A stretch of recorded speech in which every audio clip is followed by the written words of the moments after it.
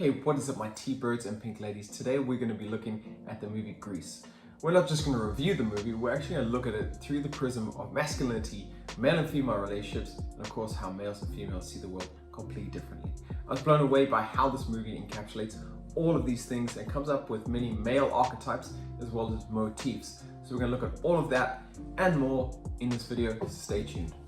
Okay, so we open up, we see rolling waves, two lovers on a beach having a great time, and then of course it comes to the end of their time together and Danny Zuko, our protagonist, wants to have sex. Sandy D does not. She says this is going to ruin the entire time they have together.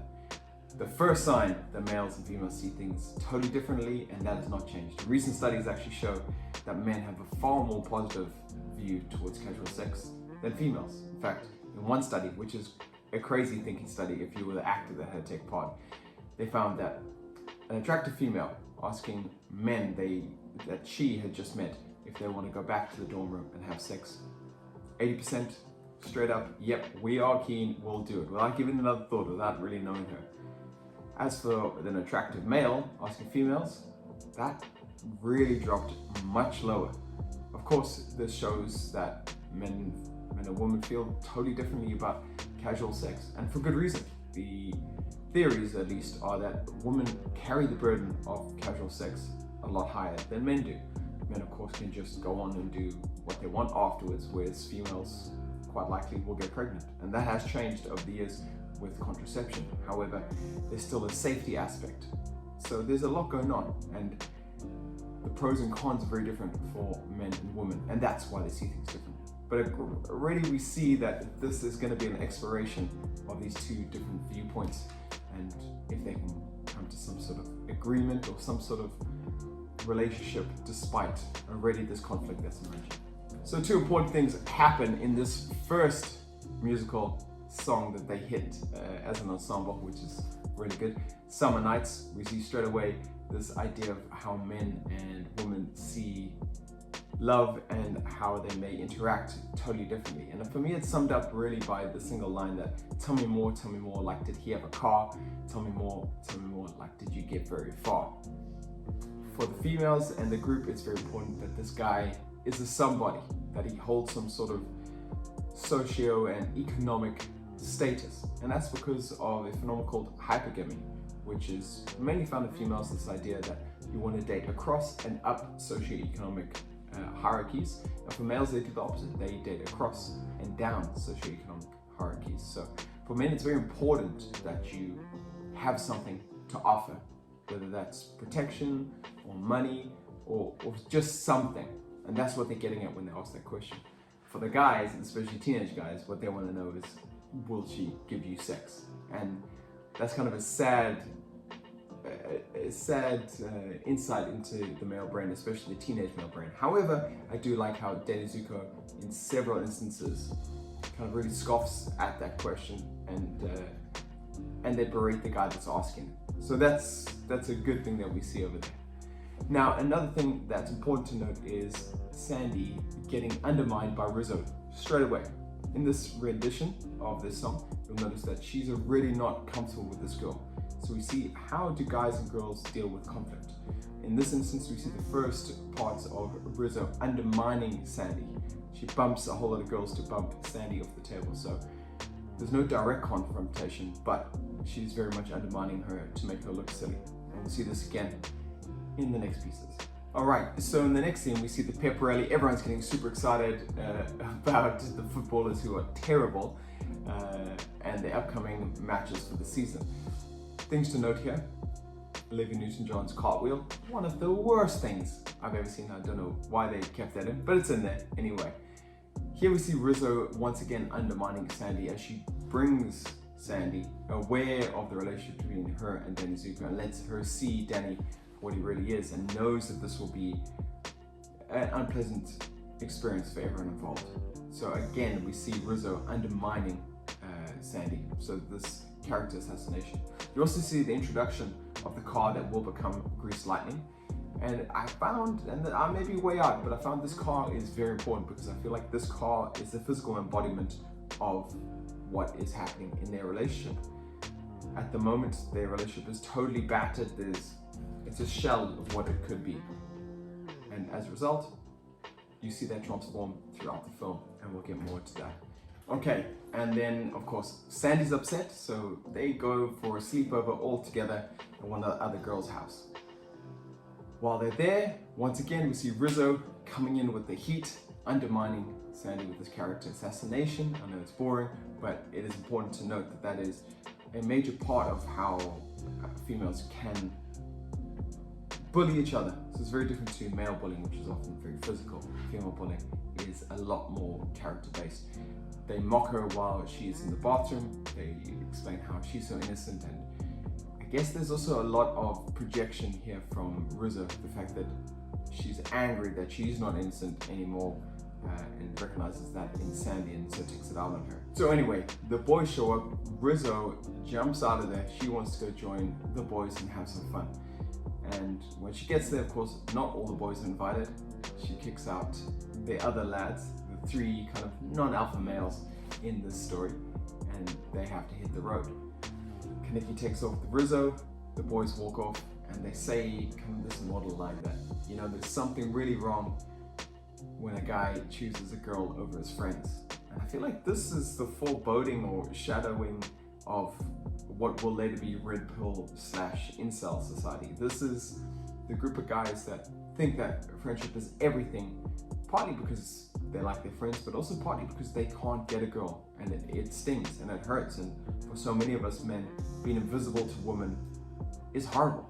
That's the unfair thing, I think, with life, is so many girls complain about being catcalled, which is awful, but then so many men complain about being ignored, which is almost the antithesis of those two things. So they're polar opposites. So these boys go off and they get some pizza together, but I feel like this is what happens to men if they stay in that place. They stay in that boy psychology of never becoming something and never becoming something that is attracted to females. There can be a lot of resentment and a lot of anger as a result, and that's where we see the incel community kind of really taking off recently, and that is of concern. So we see that these concepts played out different ways were still apparent when this movie was shot. So of course, once again, Sandy is missing the Danny that she used to know. She sings about that, nice song. And then the main song comes up after this. This is the classic, whoa, it's Grease Lightning.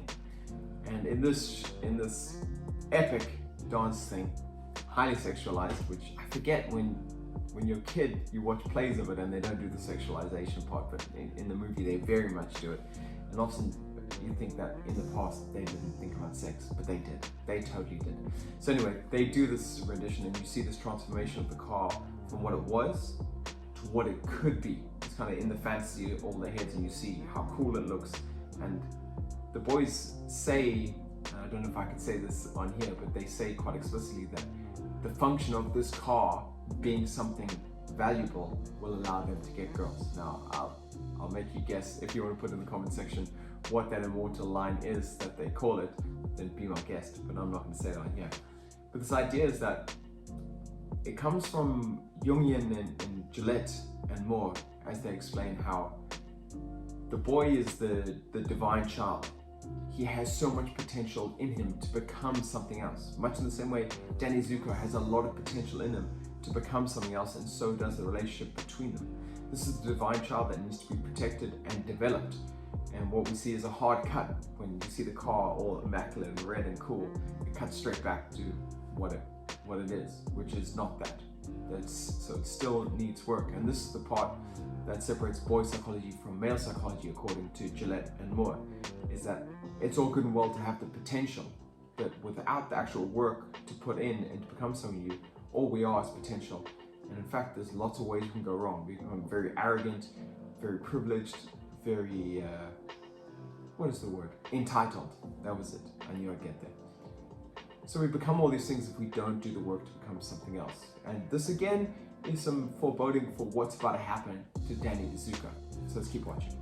So they go to one of the most all-American places you could ever think to. They go to the diner, and while they're at the diner, Danny Zuko sees Sandy is with a jock, big, muscly guy, and he confronts her when she goes to the jukebox and says, you know, what are you interested in him for? You know, look at what I am.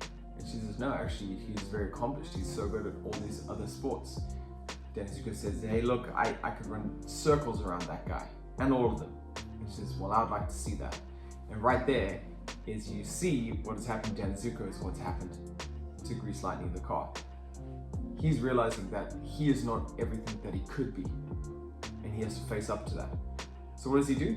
Like all good boy psychologies, he decides to take on the challenge, and off he goes to meet the head of sport to do a whole lot of different sports. And with hilarity, he tries these sports out, and he is terrible at all of them. In these terms, this is the death of the hero. He is realizing that he is not everything that he could be. He tries out wrestling, tries out basketball, and then he tries out long distance running. And although he has some affinity to long distance running, he still trips and falls in front of everyone. But it's in this conquest, rather this attempt to be better, that Sandy's attracted to him once again. She comes running over to see how he's doing.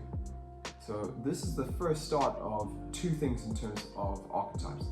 Again, this is the death of the boy, no longer being able to be the thing you used to be and having to change to something else. And also the start of becoming a magician, becoming good at something, having value, creating something out of nothing. And that is the beginning of that archetype. Those of you familiar, there's three archetypes that we haven't spoken about yet. So that's the magician. The other three I'll come into in just a second. So let's keep watching. Okay, so next up we have the Rydell dance, where everyone is very excited to be going to this dance and to be showing off their skills. And of course, there's the added allure of the fact that the cameras are going to be there and they're going to be on national television. Now, there's a really interesting character that comes in here, which is the TV host, who is adored by a lot of the girls. And this is a real shadow character. We see this as someone who is abusing their power. Very much he is the tyrannical king, so the bipolar shadow of the king. He exhibits the fact that his power and his ability to make people famous isn't something he does out of the goodness of his heart. Rather, it's something that he does in order to get girls, and particularly to have sex with girls. There's a concerning comment later that he tries to drug a girl to have sex with her, which blows my mind because it's very casual in the show, but it does show you that this problem of men abusing power is well versed. We've known about it for some time. And this is what happens when people don't watch their inner demons, when people don't confront their own shadow. So, in this dance, there is all sorts of cool dancing going on. And despite this guy being a creep that I just spoke of, he does a great handspring into splits, I think. It's super impressive. But this also puts more tension between Sandy and Danny Zuko, because Danny Zuko wants to be in the limelight, so he takes the dancer that is very good at dancing, and Sandy gets pushed to the side. So once again, this is conflict between them. Danny can't help serving himself, as opposed to being in a relationship where you're part of a partnership. Again, a big part of boy psychology. So where do we go from here? All right, so this is a pretty cool part, and I thought this was a key point in the movie. Grease Lightning is ready. It's gone through another transformation. It is now what it could be. It has taken on the next step through a lot of hard work and dedication. Once again, the development of the boy to the man. It's got the lightning on the side, it's looking swish. Kaneki is ready to take it to Thunder Road to race it against the other gang. Now in this moment, he pulls Danny Zuko to the side and he says, hey, will you be my second? Will you have my back? And when he does that, there's this beautiful vulnerability between them, and they express their love for one another straight away, despite most of the movie having lots of banter and threats of aggression and things like that. This is the first point you see this male friendship, kind of this bonding. And the minute they catch themselves embracing, they back off and they kind of dust each other off and they go back to being cool. And I thought this is so interesting, because this is something that is quoted as many men have decided that they can't show certain emotions, they can't show certain affections towards other men for fear of looking gay. And I feel like this is such a hangover from a day gone by. So to explain that, to be female for the longest time was not good. They were second-class citizens and not afforded the rights that we have. So it made sense that you did not want to be mixed up with a girl. Hey, don't act like a girl, don't be like a girl. Other thing you didn't want to be was homosexual. That's more recent. Homosexuality was actually accepted a lot in history, but in the 20th century it was something that was condemned. So those are two things you're quite wary of being seen as a man, because you know it could completely destroy your social hierarchy, your status. And as you said before, because of hypergamy with females, we know that can have detrimental effects, not just to your social status, but also to your ability to be able to find a girl to settle down with. So in this moment, quite concisely, they show this concern of men, that they don't want to appear homosexual and they don't want to appear feminine, because those qualities are not accepted. Now I hope we've come a long way, and I think we have, that those things are more accepted, and I hope that as they become more accepted, males will feel more empowered to express these things so that they can get on with their life and have beautiful friendships and relationships just like our female counterparts do, who don't suffer from the same restriction. Of course, no one's going to get on a girl's back for showing and expressing emotion to another friend. So I think that's an important part. Now let's get to Thunder Road. Okay, so the real action element of this movie happens here at Thunder Road. The T-Birds are ready to take on the rival gang. Kaneki's ready, he drops a quarter, or rather someone else drops a quarter, he tries to pick it up. He hits his head, he falls down. And of course, who has to step in? Danny Zuko. So in this moment, we see the development of Danny Zuko, the warrior, the guy that's ready to take on a challenge and to do something above and beyond just himself. So again, change from boy psychology to man psychology. So he takes it on. He gets in the car, they go. Grease Lightning is a go. They get out there. Of course, in any battle, there's damage to be taken, and the spike from the rival car comes into Grease Lightning and tears it apart. So we see that, being a warrior and going to war or conflict is a dangerous endeavor, and we see that exemplified in the car, which once again I want to say, I really feel strongly that that is a physical manifestation of their love between Danny and Sandy.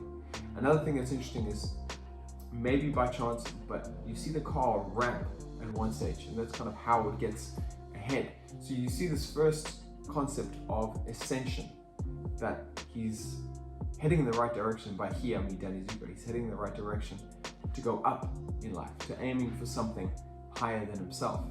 And of course, this comes at doing things that are for other people other than yourself.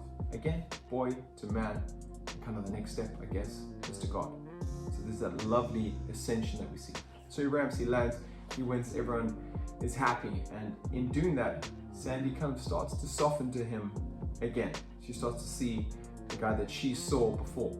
She sees the potential of the divine child now coming to fruition. We need to talk about these side characters in the movie. On one extreme we have Eugene.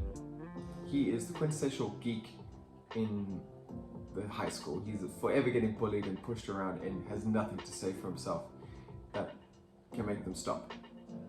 The opposite of him, of course, is Danny Zuko. Danny Zuko is a bit rough around the edges, but no one pushes him around. The other people you see are the three understudies of Kaneki and Zuko.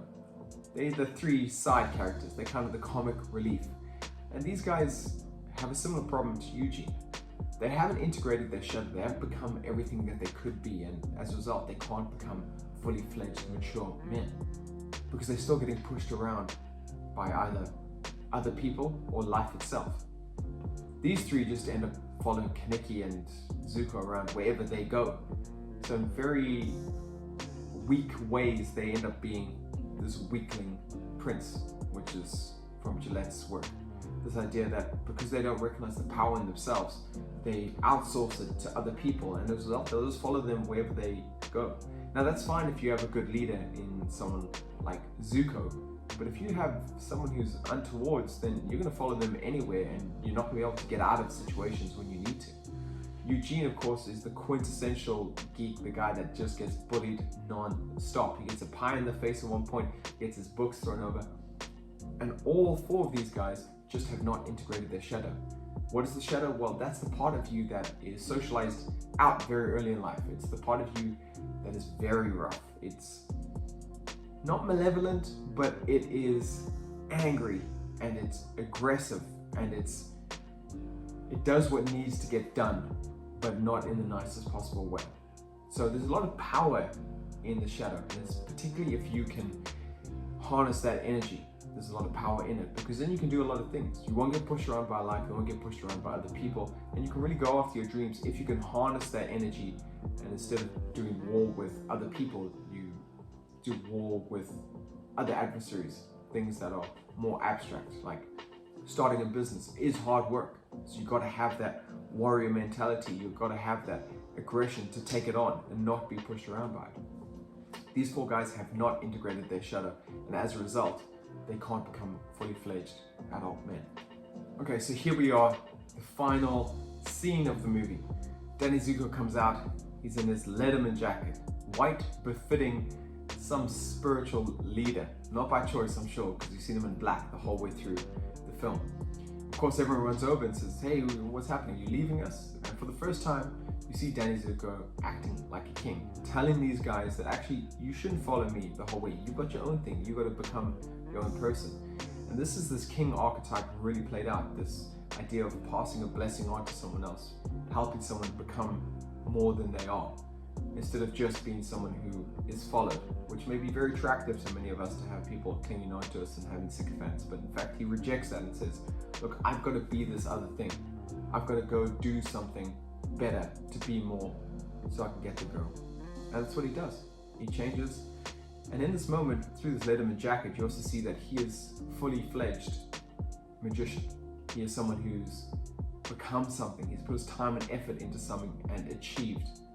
And this is a symbol that he's changed. He's not just this guy bumming around anymore. And that's what he's trying to show Sandy. And it's really worked out for him. So in this moment, you've seen him become the warrior when he raced down Thunder Road. You've seen him become the magician as he becomes this track athlete. And you've seen him become a king as he deals with his gang in a very mature way. The only thing he's left to do is become a lover. Enter Sandy D, dressed in all leather. Classic, iconic scene. Now, I had to struggle with this for a while because I thought, this is kind of sad. She was this sweet girl and she had to change, and I thought, actually, this is what relationships are about. You can't go on just being the same thing you were when you started. You have to compromise, you have to become this new thing. And in fact, who says that this new thing can't be better? I see it as Sandy has now integrated her shadow much in the same way those boys that I spoke of earlier should have. She's integrated her shadow, and as a result, she can push back on Danny Zuko. Instead of just being sad and singing sad songs, she's now telling him directly what she needs from him, what she needs him to be, which is a man. So in their song, You're the One That I Want, they express what they want from this relationship, and she's very firm about what she wants and what she needs him to become. And that's exactly what he becomes.